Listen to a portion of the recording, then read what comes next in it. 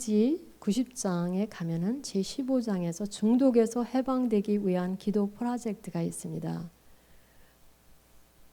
우리가 무엇이든지 어떤 중독이든지 중독이 되어 있다면 그것은 하나님과 동행하는 데 있어서 방해가 됩니다. 하나님을 사랑하고 하나님을 섬기는 데 있어서 방해가 됩니다. 중독은 마음과 뜻과 정성을 다하여 하나님을 사랑하라는 말씀을 실천할 수 없게 합니다. 그리고 하나님을 의지하기보다는 다른 무엇인가를 의지하게 합니다. 그리고 우리에게서 기쁨을 뺏어갑니다. 중독에서 해방되기 위해서는 하나님에 대한 사랑의 중요성을 이해해야 합니다. 그리고 하나님을 기쁘시게 해드리는 삶을 실천해야 우리가 중독에서 해방될 수 있습니다. 중독의 종류가 있습니다. 여러 가지 중독의 종류가 있습니다. 술과 마약, 섹스, TV, 컴퓨터, 게임 등 그게 우리에게 너무나 많은 사람들이 거기에 빠져 있죠. 경건치 못한 생각에 빠져서 벗어나지 못하는 사람. 그리고 분노, 미움, 다른 사람들을 가해하고 싶어하는 폭력적인 생각으로 가득 차 있는 경우. 그리고 사람이나 물건에 대한 집착. 그것도 중독입니다. 늘 불안해하고 두려워함. 이게 정신적인 그 중독에 걸린 사람들이 많이 있습니다. 그래서 중독은 잘못된 생각 그리고 행동을 하기 때문에 하나님과 동행하는데 하나님께서 주시는 기쁨과 평안을 우리가 누릴 수가 없습니다. 곧 고통의 방에 들어가 있는 분들입니다. 그것이 어떠한 것이 됐든 간에 하나님을 사랑하고 하나님을 섬기는 데 방해가 되는 것이라면 중독이 될 수가 있습니다. 그래서 여러분들에게 이 중독에 빠진 사람들, 저도 세상 중독에 빠졌습니다. 돈 중독에 빠졌습니다. 근데 사실은 아주 쉽게 빠질 수가 있습니다. 왜? 우리는 이 세상적인 영향을 너무나 많이 받기 때문에. 그래서 하나님을 사랑하는데 포커스 하는 게 아니고 세상을 사랑하는데 돈을 어떻게 버는가. 그래서 집이 하나가 있으면 하나 갖고 만족 안 합니다. 하나가 더 있어야 돼요. 2개가 있으면 그것도 부족한 것 같아요. 3개가 있어야 돼요. 더 있어야 됩니다. 이것이 우리의 삶입니다. 그것이 하나님을 사랑하지 아니하고 세상을 사랑하고 중독에 빠지고. 근데 중독에 빠진 사람들이 왜 중독에 빠지는가 그거를 알아야 합니다. 그리고 우리는 사실 중독에 빠졌다는 것도 어떤 때는 모르는 때가 있어요. 그래서 저는 하나님께서 그거를 깨닫게 해주셨습니다. 근데 그 훈련이 옵니다. 하나님께서 오시는 훈련은 아주 철저하십니다. 근데 저는 그 훈련을 갖다가 어려운 과정을 통해서 배웠습니다. 그런데 하나님을 사랑하고 하나님을 섬기는 것이 내 마음의 전체의 포커스가 되면 이 중독에서 해방될 수 있다는 것이죠. 근데 계속 우리가 매일의 삶에서 하나님을 사랑하는 걸 배워야 됩니다. 그러지 않으면 또 빠질 수가 있습니다. 그래서 많은 사람들이 지금 시간을 낭비하고 하나님께 주신 그 기프트를 낭비하는 사람들이 많이 있습니다. 그래서 여러분들 중독에 빠진 사람들은 그냥 술만 먹고 그런 사람들이 아닙니다. 마약에 빠진 사람들 뿐만이 아닙니다. 어떤 사람은 사탄 숭배 거기 중독에 빠진 사람들도 있습니다. 너무나 그게 하루를 완전히 그 사람들 24시간을 그 조종하는 것 그것이 곧 중독입니다. 근데 그 중독에 빠지는 이유가 너무 쉬워요. 다시 말씀드렸듯이 또 하나님을 사랑하는 걸 우리가 배워야 됩니다. 그래서 이 내적 치유에 참석하신 분들 지난해에 그 계속 그 하나님 사랑합니다 묵상을 하는 이유가 거기에 있습니다. 하나님 사랑하고 하나님 말씀에 정말 우리가 도전을 받지 않으면은 도움을 받지 않으면은 매일매일 삶에서 우리가 포커스하는 게 점점 달라집니다. 그래서 조지라는 사람은 어려운 상태에서 그 엄마 아버지가 버렸습니다. 사춘기 때. 그래서 홈레스가 돼가지고 그 마약하면서 마약을 팔면서 그때부터 그런 삶을 전전했습니다. 그랬던 사람이 정말 아닌 게 아니라 마약 때문에 그냥 거의 다 죽어가던 그런 사람이 교도소에 왔었을 때 정말 그 사람이 왜 그렇게 중독에 오랜 삶을 살았는가. 그 사람은 아무런 삶의 목표가 없었습니다. 그런데 예수님을 만났습니다. 예수님을 만나고선 완전히 이 사람의 삶이 달라졌습니다. 조그만 그 전도지를 읽고는 이 사람이 예수님을 영접했는데 그때부터 하나님께서 이분에게 말씀을 하기 시작했습니다. 성경 공부를 인도해라. 아니, 성경을 제대로 알지는 못하는 사람한테 성경 공부를 인도하라고 하시는 하나님, 주님께서 훈련을 시키시는 거죠. 그래서 그 사람은 굉장히 용기가 있는 사람이에요. 문을 다 두들기면서, 방문을 두들기면서, 뭐 분명히 그 중에서는 욕하는 사람들도 있을 텐데 그런 거에 두려워하지 않고 하나님의 말씀을 순종하기 위해서 문을 두들기면서 야, 성경 공부 나와! 그러니까는 막 사람들이 몇 명씩 모이기 시작했습니다. 근데 그것이 계속 자라가지고 많은 사람들이 성경 공부에 참석하면서 그 사람이 또 어떤 계획을 세웠냐면은 나의 그 삶의 목표, 그거는 선교다. 그래가지고 자기의 선교의 그 비전 목표를 세워가지고 한 20장을 썼습니다. 예수님께 쓰는 편지. 그래가지고 내가 나가자마자 선교 헌금을 벌어야지. 처음으로 1,000불을 버는 돈은 하나님께 선교 헌금을 드려야지. 그렇게 결정을 하고 나왔습니다. 근데 그 사람이 얼마나 그 마약 속에서 오랫동안 고통을 당하고 그 사람이 거짓말 속 안에서 살은 사람인지 부인이 이 사람이 하는 말을 믿지를 못했습니다. 그런데 그 사람이 정말로 변화가 됐습니다.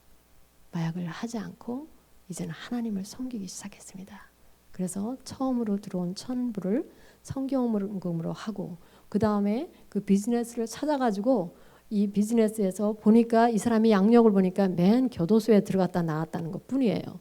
그러니까 이 사람이 내가 이런 사람한테 어떻게 이 비즈니스 빌려줄 수가 있느냐. 그랬을 때 이 사람이 한 얘기가 있습니다.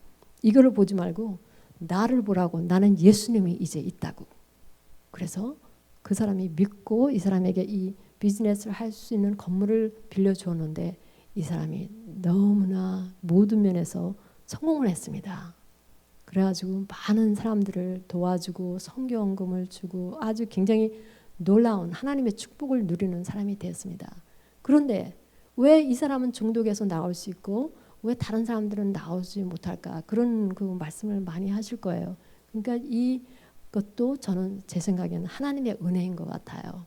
왜냐하면 바울 사도가 잘못된 길로 갔었을 때 예수님께서 나타나셔가지고 그분을 완전히 변화시켰잖아요.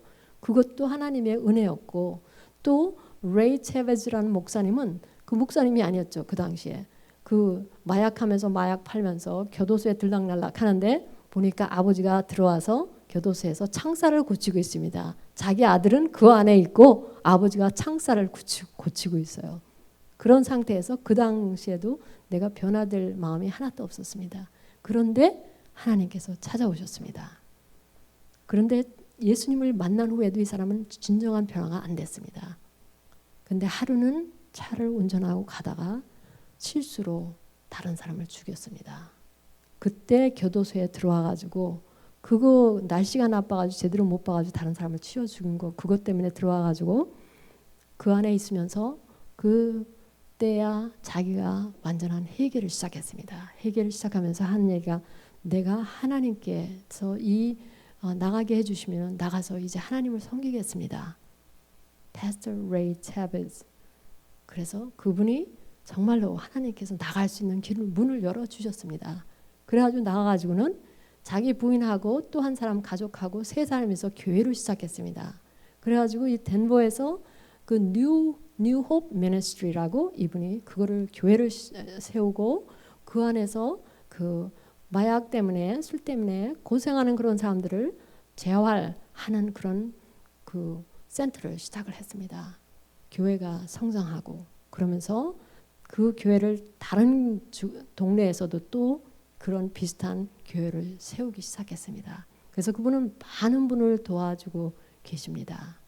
또 한 분은 이분은 그 아주 굉장히 좋은 엄마 아버지 믿음 가정에서 자란 분이에요. 그런데도 마약하면서 마약 팔면서 정말로 그런 삶을 살면서도 거의 다른 사람을 총으로 실수로 쏴 죽일 수 있는 그런 상태에 갔었을 때도 회개를 제대로 안 했습니다. 근데 교도소에 가가지고 이분이 변화가 됐습니다. 그 안에 들어가 보니까 정말로 이제는 내가 이런 삶을 계속 살면은 다른 사람들과 똑같이 교도소를 들락날락 하겠구나. 그래서 그때부터 하나님께 내가 하나님을 섬기겠습니다 하고 그 안에서 성경 공부를 인도하기 시작했습니다. 그래가지고 그 바깥에 나가서 직장 잡기 어려우니까 전과자라고, 그런데도 이분이 아주 겸손하게 직장을 시작을 해가지고 다른 사람들에게 아주 놀랍게 미니스트리를 시작을 했습니다. 그것이 갱단을 도와주는 미니스트리를 덴버에서 이분이 시작을 했습니다. 그래서 갱단을 그 속안에서 나오게 하고 또 그 교도소에 간 그 자녀들을 그 도와주는 그런 센터를 만들으셨습니다. 그래서 이분이 사면을 받았다나요? 그 정부에서 그 일을 너무나 많이 하고 많은 사람들 도와줬기 때문에 정부에서 더 이상 이 사람은 그 전과의 그 기록이 다 없어지는 그런 상태까지 갔습니다. 제가 이 세 분의 말씀을 왜 드리냐 하면은 이 교도소 안에서 들락날락하는 사람들이 많이 있지만은 그래도 변화되는 사람들이 있다는 걸 여러분들에게 말씀드리고 싶어서요. 그리고 중독 안에서 나올 수가 있다는 것을 그분들이 결정을 해야 됩니다. 예수님을 만나는 것은 그것은 축복의 방에 들어가는 그 한 가지의 첫째 요소입니다. 그 다음에 두 번째가 그 진정한 회개. 진정한 회개는 완전히 삶이 바뀌어지는 거죠. 그래서 자기를 위해 사는 것이 아니고 하나님을 위해 사는 거고, 그 다음에 성령의 인도하심을 받아서 그들분들이 자기네들의 그 원하는 것보다는 하나님께서 원하시는 것이 무엇인가, 그래가지고 그 사회에 어려운 사람들을 도와주고 하나님 그 복음을 전할 수 있는 그런, 그 세 번째 말씀드리는 분이 이름이 리안 켈리입니다. 근데 그분은 사실 많은 어려움도 많이 겪으셨습니다. 이 하나님의 일을 한다고 나가신 후에. 왜? 갱들을 도와주다 보니까 갱들끼리 싸움이 생겨요. 그러면은 젊은 애들이 계속 죽습니다. 그래가지고 100명도 넘게 애들이 죽어가는 거예요. 갱단에 들어갔던 애들이 나오려고 하면은 또 죽이고 뭐 그런 일도 생기고, 그래가지고는 그분이 다 이 장례식을 합니다. 그래서 그분의 그 사무실에 가보면은 그 죽은 애들의 이름이 다 거기에 적어 있습니다. 그게 다 마약 중독과 갱단과 그 어려운 그런 길을 걸은 그 어린아이들의 그 짧은 삶, 그거를 볼 때 저는 그래요. 우리가 정말 이 많은 사람들이 중독에 대해서 그 아주 너무너무 고통을 많이 당하잖아요. 또 부모님들이 얼마나 힘들어합니까? 그런데 거기에서 실망하지 마시고 조지 그 매들리, 그분이 자기가 전조주를 찾고 예수님을 만났다는 사람은 지금 전 세계적으로 다니면서 부흥사가 됐어요. 아주 놀라운 하나님의 일을 굉장히 많이 합니다. 근데 그 부인이 사실은 얼마나 힘이 들었었는지 몰라요. 거의 너무너무 힘이 들어서 이혼하려고까지 했습니다. 그랬었을 때 그의 어머니가 네 남편이 이렇게 어려울 때 네가 이혼하면은 어떡하냐, 엄마가 도왔습니다. 그래서 그러면은 내가 이 남편이 괜찮아질 때 내가 거기에서 이제 이혼을 해야 되겠다, 그렇게 생각하셨는데 그것이 아니고 하나님께서 이제 남편이 변화되고 내가 이제 내가 없어도 남편이 살 수가 있어, 그런 생각이 들어갔었을 때 이 하나님께서 떠나가려고 하는 이 여자에게 너의 적은 좋을지 너의 남편이 아니었어, 그 말씀을 하셨습니다. 이 중독에도 이 마귀가 굉장히 많이 사람들을 영향을 주고 있다는 거죠. 그래서 이분이 나의 그 적은 그 남편이 아니고 마귀였어, 그 중독, 그 죄. 그래서 거기서 용서를 하고 이분 둘이서 지금 굉장히 선교를 같이 하고 있습니다. 그래서 여러분들 이 중독에 빠진 분들 참 힘들지만은 기도와 어떤 때는 인도가 필요한 것 같습니다. 그래서 이 안에 그 중독에서 해방되기 위한 기도 프로젝트 페이지 90에서 그 기도 프로젝트에서 우리는 중독에서 해방될 수 있다. 그리고 그 중독이 사실은 죄된 삶입니다. 사실은. 제가 다시 또 한 가지의 중독에 대해서 말씀을 드리겠습니다. 성중독이 굉장히 큰 이 부도덕적인 생각과 행동, 말을 가져오게 합니다. 여러분들 이 교도소 안에서 그런 일들이 많이 있습니다. 여자나 남자나 그 동성연애로 인해서 그게 성중독이라고 저는 얘기를 합니다. 물론 동성연애가 아니고도 잘못한 그 사람들이 많이 있죠. 자기 부인이 아닌데도 그렇게 잘못되게 그 부도덕적인 생활을 하고 그런 저기가 많이 있죠. 근데 여러분들의 그 면에서 우리가 너무나 이 미리아가 잘못되어 있다는 거, 그리고 중독을 갖다 중독이라고 생각하지 않는 거, 그래서 많은 사람들이 더 거기에 빠져 들어간다고 생각합니다. 그래서 경건치 못한 생각, 그 마귀가 갖다주는 생각이 있습니다. 그래서 이 교도소 안에서 제가 이런 사람들, 동성연애자들인가 뭐 성중독에 빠진 그런 사람들은 제가 항상 그 성경 말씀으로 이기라고 하죠. 왜냐하면은 그 마귀가 그 한 번 잘못하면은 이 사람들을 그냥 꼭 잡고 정죄하는 마귀가 와서 이 사람들을 굉장히 괴롭힙니다. 그래서 하루는 제가 한 사람을 위해서 기도해 줄 때도 그 사람이 그렇게 얘기를 했습니다. 그 마귀가 아주 그 사람을 따라다닌다는 거예요. 그래서 그 잘못된 생각 주고 잘못된 그 비전도 주고 잘못된 그런 욕망도 주고 막 그러는데 거기에서 하나님의 말씀으로 이기라는 거. 그래서 다시 저는 항상 그 성령의 전신갑주를 입어라. 그 에베소서 그거를 또 다시 이 분들에게 말해줍니다. 그리고 외우라고 그러고 근데 그 안에서 그것을 이길 수가 있었다고 그렇게 그 사람들이 얘기를 합니다. 근데 이제 가장 중요한 거는 포커스가 하나님 사랑하는 것이 돼야 되기 때문에 그래서 저는 똑같은 말을 항상 합니다. 하나님 사랑하고 내가 있는 것을 하나님을 위해서 사용하는 것을 그리고 하나님의 음성을 듣는 것을 그러니까 제가 네 가지를 항상 물어본다 그랬죠. 첫째는 구원받았습니까? 성령 체험했습니까?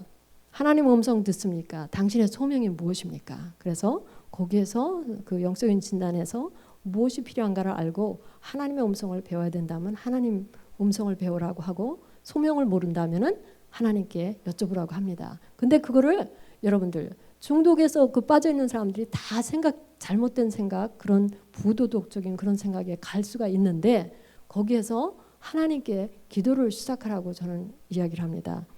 하나님 내가 오늘 어떻게 하나님을 사랑할 수 있을까요? 더 기쁘게 해드릴 수 있을까요?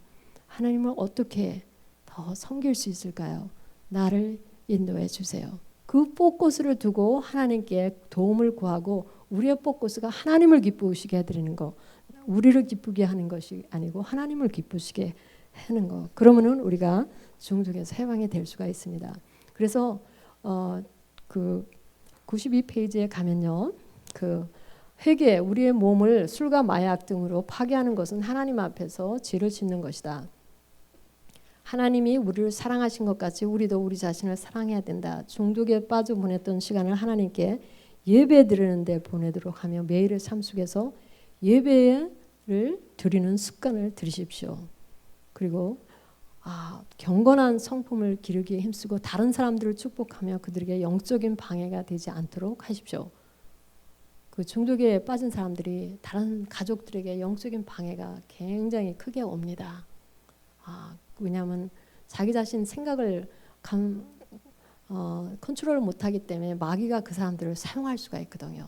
그래서 파괴적일 수 있고 분노적일 수 있고 컨트롤하기 어려운 사람이 있습니다. 그럴 때 그래서 어떤 사람들이 교도소에 가게 되는 때가 있습니다. 그래서 가족과의 관계를 향상시키기 위해서 노력하라는 얘기가 왜냐하면 만약에 중독에 빠져가지고 그 부도덕한 생활과 무슨 폭력이나 여러 가지 일로 인해서 가족에 상처를 주었다면 말로만 그 용서를 구하는 걸로만 그치면 안 됩니다. 완전히 그 삶이 변화됐다는 걸 보여줘야 됩니다. 그래서 저는 교도소에 들어온 사람들이 내가 이렇게 삶을 살아서 내가 참 중독의 삶을 살고 가족을 너무 아프게 했어. 근데 나를 용서 안 해. 그래서 그걸 용서해 줄 수 있는 걸 기도해 달라고 저는 그렇게 저에게 그렇게 얘기할 때가 있습니다. 저는 그렇게 얘기를 합니다. 그것도 좋은 기도지만 당신이 지금 현재 완전히 나가서 그분들에게 변화된 것을 보여주기까지는 용서를 기대를 하지는 마십시오. 저는 아예 그렇게 얘기를 합니다. 지금 완전히 바깥에 나가서 시험은 그때 오는데 교도소 안에 있을 때는 중독에 빠질 수가 없지만 바깥에 나가면 중독에 또 빠질 수가 있으니까 그것을 보여주고 내가 이것을 완전히 변화된 삶을 보여주고 가족들의 신뢰를 얻을 때 그때는 그분들이 용서할 수 있습니다. 제가 그렇게 얘기하죠. 그리고 있는 재능을 사용하라. 주님을 섬긴다. 근데 중독에 빠진 사람들이 하나님께서 주신 재능을 하나님을 위해 사용하기보다는 다 시간을 낭비하고 있는 사람들이 많이 있습니다. 그리고 그래서 그런 사람들이 죄에 빠지도록 유혹하는 사람을 피하라고 하고 그리고 영적 그 전쟁은 우리 마음에서 벌써 일어나는데 정말 성령님의 그 도우심을 하나님께 도우심을 받고 하나님 앞에서 겸손하게 되기까지는 우리가 변화가 될 수가 없습니다. 그리고 중독도 우리가 어떤 사람들은 자기가 느끼고 다시 내가 하지 말아야지 하는 사람이 있고 어떤 사람들은 정말 자기 가족을 보고 내가 더 하지 말아야 되는 사람들이 있지만은 어떤 사람들은 완전히 포기한 사람들도 있습니다. 그런 상태에서도 하나님께서는 변화를 시킬 수 있습니다. 저는 이 교도소 안에서 너무나 많은 사람들이 끝내 내가 이렇게 가족을 아프게 했다고 눈물로 회개하는 것을 보고 그때서 그 사람들이 내가 이게 변화가 되겠구나 그런 것을 제가 보았습니다. 성령님께 순종하는 삶 그리고 하나님을 계속 그 하나님의 지혜를 구하는 거 영적 방해가 그 무엇인가 그리고 하나님께 계속 도움을 청하는 삶 이 중독의 삶 너무 어려운 삶입니다. 고통의 삶입니다. 그렇지만 여러분들에게 다시 말씀드리고 싶은 것은 중독에 들어간 사람들이 다른 원인과 이유가 있다는 걸 아셔야 됩니다. 그 안에 들어간 고통의 방에 들어간 이유가 있습니다. 그거를 자신이 알고 그 안에 어떤 문이 열렸다는 걸 알면은 더 빨리 거기서 치유가 될 수가 있습니다. 그래서 한 여자분이 그 자살 방지 보호구역에 있는데 아주 완전히 그냥 거의 삶을 포기한 사람 같아 보였습니다. 그래서 제가 들어가서 그 안에서 앉아서 이야기를 시작했습니다. 어떻게 해서 이런 상태에 왔느냐고 제가 물어봤습니다. 그랬더니 자기는 아주 완전히 삶을 거의 다 더 이상 아주 살고 싶지 않다고 그렇게 얘기를 했습니다. 그래서 제가 이렇게 물어봤죠. 옛날에 다시 과거를 돌아가서 언젠가 그때는 아주 삶이 좋았고 이런 상태가 아닌 때가 있었죠. 그랬더니 그렇다고 얘기했습니다. 그런데 이런 상태까지 오기에 무슨 일이 있었습니까? 제가 여쭤봤습니다. 그랬더니 자기 남편이 자기 앞에서 총을 쏴서 자살을 했다는 거예요. 그때부터 이분은 완전히 충격, 트라우마, 상심, 상실 그걸로 다른 사람의 죄, 남편의 죄로 인해서 그 고통의 방에 들어가가지고 그네 안에 많은 문들이 열리게 됐습니다. 자녀가 있었지만 그 아픈 상처를 받아야 되는데 치유를 받지 못해서 중독으로 빠지면서 그전엔 중독, 술, 담배, 마약을 하지 않는 사람이었습니다. 그런데 그 상심한 그때 그 아픔의 고통을 자기가 그거를 술로 마약으로 잊어버리려고 했는데 거기 중독까지 가고 이제 끝내는 우울증과 자살 중독에 시달리면서 교도소까지 왔습니다. 그래서 중독이 분명히 이 사람이 중독이 있으면 저는 그렇게 얘기를 합니다. 당신 다른 이유가 있습니다. 중독에 빠진 이유를 생각해 보라고 합니다. 어떻게 해서 다른 문이 열린 게 무엇이 있습니까? 그래서 그분에게 당신은 상심, 상실 그 문이 열려 있는데 그 문을 닫아야 됩니다. 근데 남편에게 굿바이 하는 편지도 써야 되고 하나님께 드리는 편지도 쓰고 그랬더니 이분이 그래요. 나는 준비가 안 됐대요. 나는 하나님께 어떻게 내 남편을 나는 붙잡고 남편을 사랑하니까 남편을 용서도 못했습니다. 왜? 어떻게 나를 이 가족을 이렇게 두고 자기 자살을 할 수가 있느냐. 그러면서 아주 힘들어했습니다. 그래서 제가 그랬죠. 여태까지 이렇게 고통 속에서 살면서 그 상심, 상실의 문이 열려 있으면은 트라우마 문이 열려 있으면은 당신의 자녀들을 도와줄 수 없지 않느냐고 그렇게 얘기를 했습니다. 그랬더니 자기 자녀들은 도저히 자기가 도와줄 수가 없다는 거예요. 그 상태, 자기의 상태로서는. 그래서 그랬죠. 이 고통에서 나오는 방법이 있습니다. 하나님께 당신의 남편을 드리고 이제 제가 그 치유 사랑하는 사람을 위하여 그 주님께서 쓰게 하신 책 그 책도 읽으면서 치유를 받으라고 했습니다. 붙잡고 있는 남편을 하나님께 보내라고. 그래서 그분이 그렇게 시작을 했습니다. 그 책을 읽으면서 그분이 남편에게 굿바이 편지도 쓰고 하나님께 드린다는 편지도 쓰고 그러면서 서서히 이분이 치유가 되기 시작했습니다. 그분이 하신 말씀이 있습니다. 나는 여태까지 중독에서 우울증에서 시달려서 내가 이렇게 아픔이 있다 그러면은 다른 사람들은 약만 줬는데 목사님은 이 상심 그거를 치유를 하나님과 도움을 청해서 하라. 그거를 왜 다른 사람이 얘기를 안 해줬느냐 그 얘기를 하더라고요. 그래서 저는 그렇게 얘기했죠. 다른 분들은 그렇게 도와주는 거를 배웠고 나는 하나님을 통해서 치유를 받는 거를 내가 배웠기 때문에 당신에게 그렇게 얘기하는 거라고. 그래서 그분이 그렇게 제가 하라는 대로 따라 했는데 정말 치유를 받았습니다. 그래서 완전히 변화가 돼가지고 이 얼굴이 변화가 됐어요. 이제는 내가 나가서 애들을 도와줄 수 있겠다고 그렇게 말씀하셨습니다. 그래서 여러분들 중독이 그게 한 가지 문이라고 생각하시면 안 됩니다. 여러 문이 열려 있습니다. 그거를 어떻게 닫게 되면은 이 아픔이 있는 사람들이 이 아픔을 해결하게 되면은 이 중독에 빠질 이유가 없어요. 중독에 빠질 이유가 없어요. 근데 그 아픔을 견디지 못해서 그거를 잊어버리려고 그렇게 중독에 빠지는 사람들이 많이 있습니다. 그리고 삶에 대한 목표가 없을 때 아무런 그 목표가 없을 때 그래서 저는 그 교도소 안에뿐만이 아니라 이제 그 병원에서 일했을 때도 한 분이 그렇게 누워 계십니다. 몸을 전혀 움직이지 않습니다. 그러면서 저한테 이렇게 물어봤습니다. 목사님, 하나님께서 왜 나를 이렇게 살게 해주시죠? 아직까지도 내가 아무것도 못하는데.